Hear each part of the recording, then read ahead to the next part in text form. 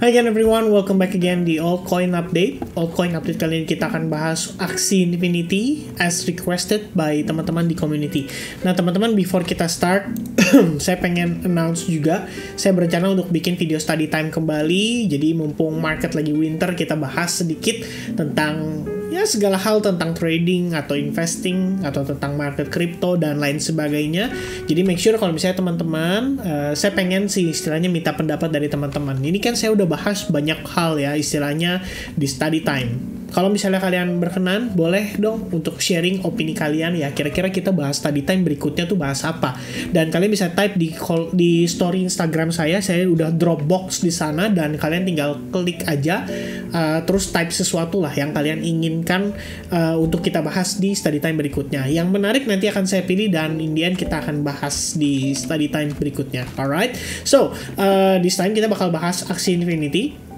Jadi aksi ternyata menarik ya, dalam beberapa hari terakhir dia mendapati posisi harga itu nge-boom signifikan, menguat pump dan kita belum tahu reasonnya apa. Tapi kalau saya lihat di sini ada beberapa artikel yang saya baca.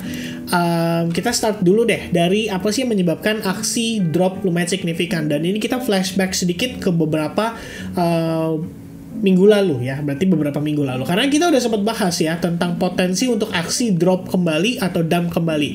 Reasonnya adalah karena pada saat itu early investornya aksi tuh di unlock tokennya dan udah mulai didistribusi. Jadi istilahnya hal ini menyebabkan panik terjadi pada aksi dan alhasil membuat mungkin banyak orang memilih untuk menjual token AXS mereka. Jadi ini adalah satu hal yang dikhawatirkan, dan memang kalau kita lihat aksi Infinity punya market cap di sini tertulis ya, ada penurunan sekitar 400 juta dolar market cap dari 1,13 billion dollar pada bulan Oktober turun menjadi 667 juta dolar pada saat artikel ini dibikin, dan artikel ini baru dibuat sekitar 6 Desember, artinya baru beberapa hari yang lalu.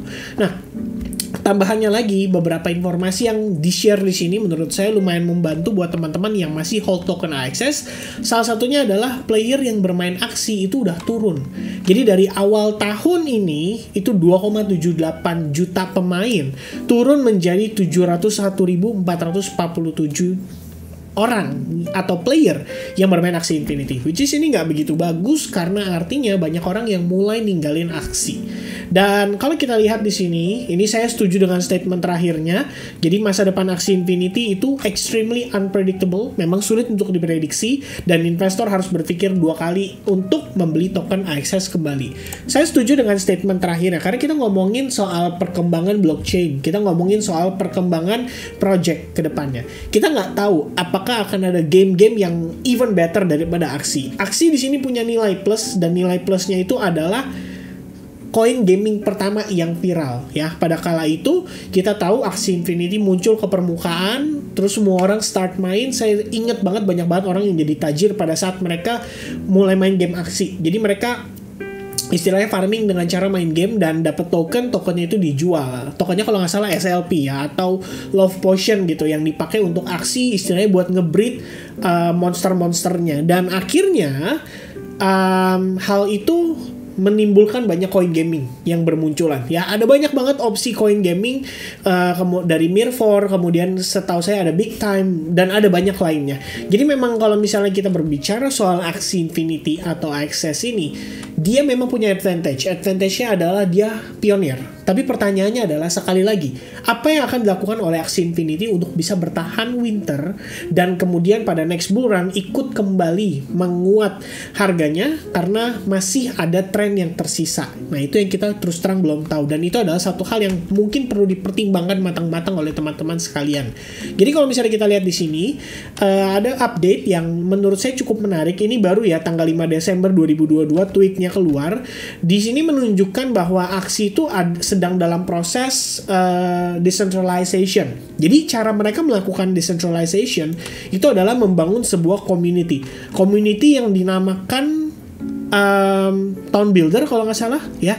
Sebentar saya cek dulu ya di sini ya teman-teman. Ya, in May we established the Axie Infinity Town Builders. Jadi Town Builders ini adalah kumpulan komunitas atau member-member yang mungkin berkontribusi untuk Axie Infinity atau merasakan keuntungan dari Axie Infinity.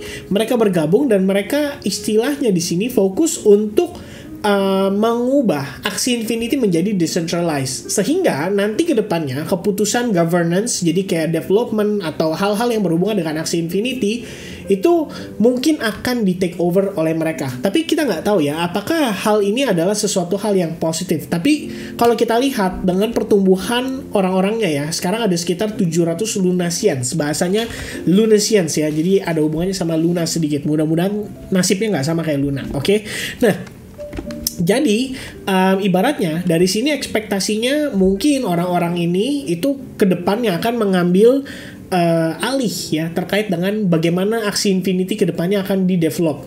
Cuma permasalahannya adalah once again teman-teman, seberapa kapasitas community ini dan seberapa mereka solid itu harus menjadi pertanyaan besar bagi kita semua untuk yang mungkin mempertimbangkan mau beli AXS atau pengen ngehold koin AXS. Jadi itu adalah satu hal yang mungkin saat ini saya bisa ngelihat ada sisi positif, setidaknya ada komunitas yang care dengan perkembangan Axie Infinity. But then once again kita nggak tahu seberapa kokoh komunitas itu, karena sekarang 700 orang ya, kita nggak tahu 1 bulan lagi, 2 bulan lagi, 3 bulan lagi, kalau misalkan ternyata ada sesuatu yang lebih baru, sesuatu yang lebih bagus, dan akhirnya mereka kayak udahlah kita nggak usah selamatin Axie, udah kita pindah aja ke sana, nggak ada yang tahu, dan semua itu bisa terjadi. Jadi mereka tidak terikat kontrak, itu yang harus dipertimbangkan oleh teman-teman. Mereka juga tidak punya kewajiban untuk mempertahankan Axie Infinity. Mereka hanya dengan dasar yuk kita sama-sama bangun Axie Infinity kembali supaya viral lagi, supaya trending lagi. Tapi pertanyaannya adalah seberapa mereka konsisten, seberapa mereka istilahnya bisa berkontribusi ataupun punya integritas untuk mengembangkan ini, itu yang tidak bisa kita ukur sama-sama ya. Jadi kita nggak tahu pasti, but then this is something good ya, something good, but also at the same time kita nggak bisa bilang ini very very good gitu ya buat perkembangan Axie Infinity ke depannya. But then decentralization maybe is a good thing buat Axie. Alright. Nah sekarang kita bahas sedikit untuk price action. Jadi before kita lanjut, saya pengen review sedikit pada kala itu sekitaran tanggal berapa nih? Waktu saya bikin ini November 2022, kita ada bahas soal Axie pada saat setelah unlock. Kita tahu ya istilahnya ada resiko harga bisa di-dump, harga terkena dump, terakhir istilahnya untuk target pun di $6.72 itu sudah tercapai. Dan kalau kalian perhatikan di sini ada satu area yang saya beri tanda dengan strong demand, which is kita bahas juga pada saat itu ya. Kita bahas di sini sorry terkena iklan ya teman-teman ya. Padahal saya cuma ngegeser. Oke. Nah, jadi kalau teman-teman lihat di sini sekitar menit 10. Nah, ini kita udah sempat bahas ya di time frame weekly, kita melihat the only strong demand yang ada pada si Axie itu adalah di angka $3.6. Dan ternyata temuan yang menurut saya menarik adalah ketika kita ngelihat price actionnya pada si Axie, ternyata pada minggu tanggal 7 November, saya nggak tahu untuk waktu jelasnya, 13 November ya, itu harga sempat nge-spike nggak jelas, naik turun nggak jelas, tapi menjemput order yang ada di harga 3, atau $4 ya, di area strong demand. To be precise itu sebenarnya ada di range ini ya. Saya waktu itu nggak nggambar dengan precise banget karena saya pikir harusnya takes time nih, bisa mungkin berminggu-minggu gitu ya. Ternyata pada saat setelah kita bikin video itu nggak lama langsung terjadi harga nyentuh strong demandnya, dan setelah itu harga kembali menguat signifikan dan tersideways di atas range $6 lebih kurangnya. Oke? Jadi kalau misalnya secara target lebih kurang sudah tercapai. Dan yang perlu diantisipasi oleh teman-teman adalah kalian bisa lihat di sini terdapat trend line yang kita hubungkan antara highest levelnya plus ada rejection di sana, dan setelah penguatan yang terjadi pada tanggal 5 Desember kemarin, rejectionnya pun terjadi di area yang sama. Jadi memang kalau kita lihat tren secara garis besar jelas banget ya kalau si AXS ini belum bisa dikatakan benar-benar bullish gitu loh. Walaupun kamu ngelihat dia naik kenceng kayak gini, tapi kita masih bisa ngelihat possibility untuk dia create lower high dan eventually in the end harganya turun lagi. Jadi itulah satu hal yang kita perlu antisipasi. Dan Ini by the way garis $6,7 udah nggak valid ya, karena memang saya tarik waktu itu untuk ngukur potensi targetnya menggunakan daripada si descending triangle ini, dan kita dapati areanya sekitar $6,7 itu yang tadi. Dan sekarang kalau kita lihat posisi harga terakhir itu sudah break, which is dia sudah create yang namanya lower low, dan lowest price kalau kita ambil dari body candle dan tail candle itu sebenarnya di sini. Meanwhile, reaction yang terjadi pada market berlebihannya itu setelah nyentuh harga $4. Jadi kayak ada something di angka $4 itu. Tapi kalau kita lihat secara keseluruhan, saya hanya menganggap area lowest price di sini dan di sini serta di sini. Jadi ini kayak lower low, lower low, lower low. Meanwhile atasnya lower high dan possibly menjadi lower high untuk yang berikutnya, untuk pergerakan harga saat ini. Alright. Nah, teman-teman juga perhatikan pada time frame daily, kita sebelumnya menemukan sebuah triangle pattern, harga sudah berhasil break dan sekarang kita lagi ngetes terhadap area resistance-nya. Jadi buat teman-teman untuk saat ini, buat kalian yang mungkin mempertimbangkan untuk tradingkan si aksi, sebetulnya mungkin alangkah lebih baik untuk mempertimbangkan mengambil posisi short ya ketika mendekati dengan area supply zone-nya. But kalau kita lihat dari momentum time frame jangka pendek atau time frame kecil seperti 4 jam atau bahkan 1 jam atau bahkan di bawahnya, sebenarnya harga saat ini masih possible untuk bullish. Jadi kamu bisa lihat di sini, this is the last price yang kita udah break di sana. Kemudian kamu lihat di sini ada candle hijau ya. Kalau misalnya kita tarik ke time frame 1 jam, kamu bisa lihat di situ sebelumnya pasti memberikan reaksi, dan the only reaction yang ada sehingga menyebabkan aksi itu drop signifikan setelahnya. Jadi satu area box hijau ini itulah area di mana sellers masuk ke sana dengan jumlah signifikan dan akhirnya menyebabkan harga turun untuk create yang namanya new low level. Dan area tersebut mungkin saya akan tandai dengan istilah big fan zone ya, karena kita tahu masuk dana yang luar biasa besar sehingga menyebabkan harga terjadi ketidakseimbangan antara supply dan demand, dan order tersebut tersisa. That's why kamu ngelihat harga naik signifikan tapi rejectionnya tepat di bawah area box tersebut. Dan pada penguatan tanggal 5 Desember once again kita mendapati rejection dari area yang sama. It means sellers masih ada di sana dan masih menunggu untuk menjemput order. That's why kalau misalnya kita lihat secara keseluruhan sebenarnya memang lebih ideal untuk mengambil transaksinya long ya. Maksud saya short. Tapi kalau misalnya lihat dari time frame yang kecil, saat ini posisi kita itu cenderung lumayan bullish teman-teman sekalian. Jadi belum tepat kalau istilahnya mau ngambil short saat ini gitu. Karena kita lihat apa yang terjadi pada aksi. Kalau kamu bisa lihat di sini terdapat mungkin semacam chart pattern seperti falling wedge. In the end kita udah mendapati dia berhasil break dari area highest level sebelumnya, dan karena dia sudah break to top, kita bisa mengasumsikan bahwa ada area demand atau ada reaction dari buyers itu dari harga kisaran di bawah level ini. Dan posisi saat ini kalau kita perhatikan nih teman-teman, itu sedang create base ya. Jadi dia bisa dikatakan semacam create base di sini, walaupun endingnya kurang begitu bagus. Kamu bisa lihat ada semacam Three River Evening Star, which is bisa masuk ke fase koreksi lagi before nanti kembali menguat.